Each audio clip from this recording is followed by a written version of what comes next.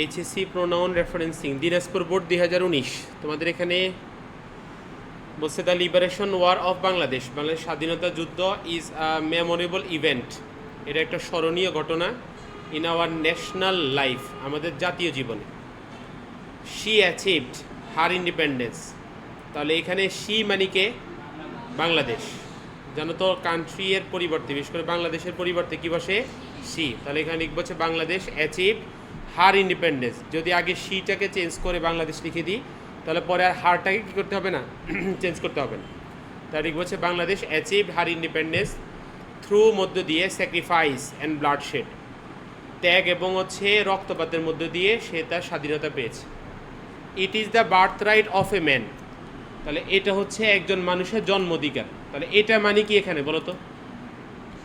স্বাধীনতা। স্বাধীনতা হচ্ছে একজন মানুষের কি জন্ম অধিকার। তাহলে এখানে ইটের পরিবর্তে আমরা লিখবো কি শুধু ইন্ডিপেন্ডেন্স নাকি দ্য ইন্ডিপেন্ডেন্স? দ্য ইন্ডিপেন্ডেন্স, অথবা ইন্ডিপেন্ডেন্স লিখতে হবে কারণ এটা কমন স্বাধীনতাকে বোঝাচ্ছে। তাহলে লিখবো হচ্ছে independence is the birth right of a man. On the night of March 25, 1971 the Pakistan army fail আপন, পাকিস্তান আর্মি হচ্ছে ফলের 2 নম্বর ফর্ম হচ্ছে ফেল মানে পরে, দ্য আনআর্মড অর্থ হচ্ছে অস্ত্রহীন, স্লিপিং অর্থ ঘুমন্ত বাঙালিজ, বাঙালিদের উপর হচ্ছে ঝাঁপিয়ে পড়ে। বাট কিন্তু উই ওয়ার নট কাওয়ার্ডস, কিন্তু আমরা ভীরু ছিলাম না। কাওয়ার্ড অর্থ কি বলো? ভীরু। তাহলে এখানে উই মানে কে? উই আমরা মানে কে? বাঙালি। তাহলে হচ্ছে উই, এটার পরিবর্তে লিখবো হচ্ছে বাঙালিজ, অথবা দ্য পিপল অফ বাংলাদেশ। কি লিখবো বলো? দ্য পিপল অফ বাংলাদেশ হচ্ছে ওয়ার নট ছিল না, কি ছিল না? কাওয়ার্ড ছিল না। দে বিল্ড আপ, তারা তৈরি করে, স্ট্রং শক্তিশালী, রেসিস্ট্যান্ট প্রতিরোধ, এগেনস্ট দ্যাম তাদের বিরুদ্ধে। এই দ্যাম মানে কারা? পাকিস্তানিরা। তাহলে হচ্ছে এগেনস্ট দ্য পাকিস্তানি আর্মি। বলছে দে ফট, তারা যুদ্ধ করে, উইথ কারেজ সাহসিকতার সাথে, ফর লং 9 months দীর্ঘ কি 9 মাস।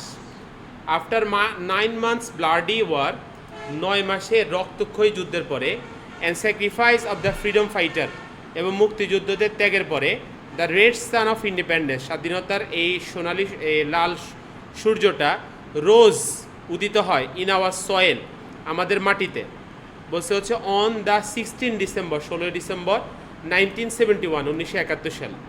নাও এখন উই রিমেম্বার দ্যাম আমরা তাদেরকে হচ্ছে স্মরণ করি। এ তাদেরকে মানে কাদেরকে? The freedom fighters. তাহলে লিখবো হচ্ছে we remember the freedom fighters with great respect, আমরা অনেক সম্মানের সাথে তাদেরকে স্মরণ করি। ওকে।